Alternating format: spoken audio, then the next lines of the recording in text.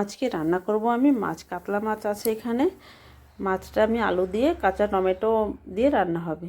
কড়াই বসিয়ে দিয়েছি, কড়াইতে তেল দিয়ে দিয়েছি। আজকে আমি মাটির উনুনে রান্না করব। উনুনটা আমার গত বছর বানিয়েছিলাম, ছাদের উপর ছিল। এখন লেপালেপি করে আজকে উনুনটা বালকনিতে নিয়ে এসেছি। এখন উনুনটা ধরিয়ে দিয়েছি, ধরিয়ে তেল দিয়ে দিয়েছি। তেলটা গরম হোক, ভীষণ হাওয়া চলছে তো উনুনটা লিভে যাচ্ছে বারংবার। এখন মাছে আমি লবণ হলুদটা মাখাবো। তেল গরম হতে হতে লবণ হলুদটা মাছে মাখিয়ে নেই। ভীষণ হাওয়া চলছে, মানে প্রচণ্ড হাওয়া। সাইক্লোন নাকি আছে কে জানে, জানি না। দুদিন হলো ভীষণ হাওয়া চলছে, আজকে তো ভীষণ হাওয়া। উনুন লিভে যাচ্ছে বারংবার। তেল গরম হয়ে গেছে, এখন মাছটা দিয়ে দেব।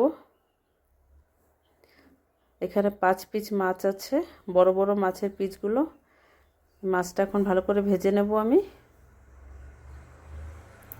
মাছটা ভেজে তারপরে আমি আলু টালু কেটে নেব।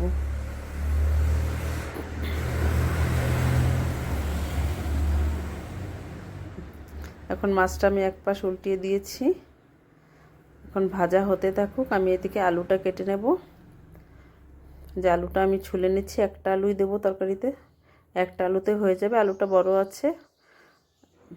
আলুটা ছোলা হয়ে গেছে, এখন আমি আলুটা কেটে নেব।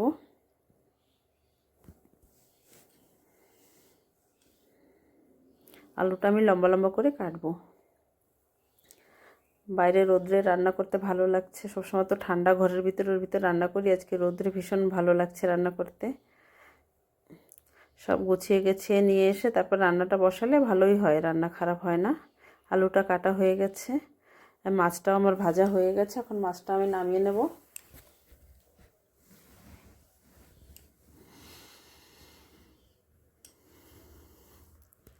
মাছটা এনেছিল গতকাল রাত্রে, রাত্রে আর করা হয়নি, রেখে দিয়েছিলাম। এখন রান্না করছি মাছটা।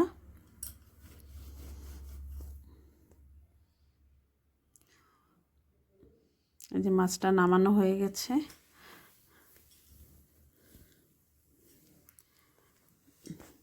এখন সেই মাছের কড়াইতে আবার দিয়ে দিলাম তেল। তেল দিয়ে ফোড়নে আমি শুকনো লঙ্কা আর জিরা দিয়েছি। এখন ওর ভিতর দিয়ে দেবো আমি কেটে রাখা সে আলুটা। আলু ধুয়ে পরিষ্কার করে নিয়েছি, আর আলুটা ভালো করে ভেজে নেব। আলুটা লাল লাল করে ভেজে নেব। এখন এর ভিতরে দিয়ে দেবো আমি সে কেটে রাখা টমেটো, কাঁচা টমেটো পাকা টমেটো মিশিয়ে দেবো। এটা আমি গাছের থেকে তুলেছি। এর ভিতর দিলাম লবণ 1 চামচ, হলুদ 1 চামচ, লঙ্কার গুঁড়ো 1 চামচ দিয়েছি, আর ধনে জিরের গুঁড়ো 1 চামচ। সব মশলাগুলো এখন ভালো করে ভেজে নেব।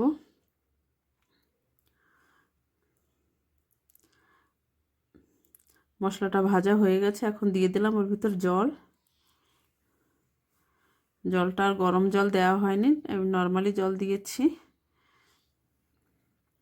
এখন একটু ভালো করে নেড়ে চেড়ে তারপরে এই তরকারিগুলো আমি ঢেকে রাখবো। আলুটা সিদ্ধ হওয়ার জন্য একটু ঢাকা দিতে হবে।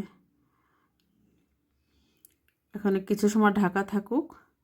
এই যে ঢাকনাটা উঠিয়ে দেখি, হ্যাঁ ভালো সিদ্ধ হয়ে গেছে, ঝোলটা অনেকটা মানে ফুটে কমে গেছে। এখন দিয়ে দেবো ভেজে রাখা মাছ। মাছ কয়টা দিয়ে এখন আর একটু নাড়াচাড়া দিয়ে তারপরে ঢেকে রাখবো। তরকারিটা খেতে না ভীষণ ভালো হয়েছিল, একটু ঝাল হয়েছিল, একটু ঝাল ঝাল করতে বলেছিল। কাঁচা টমেটো দিয়েছিলাম তো একটু লবণ ঝাল একটু বেশি করে দিয়েছিলাম। যে আবার ঢেকে রেখেছিলাম। এখন আবার ঢাকনাটা নামিয়ে আর একটু দেখি কেমন কি হয়েছে।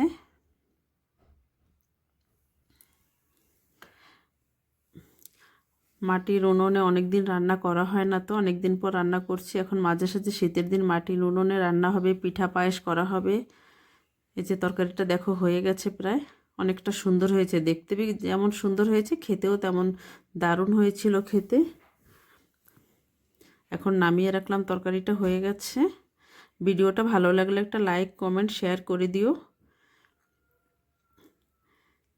এই যে দেখো হয়ে গেছে তরকারি। আজকের মতন এইখানেই রাখি। সবাই ভালো থেকো, সুস্থ থেকো।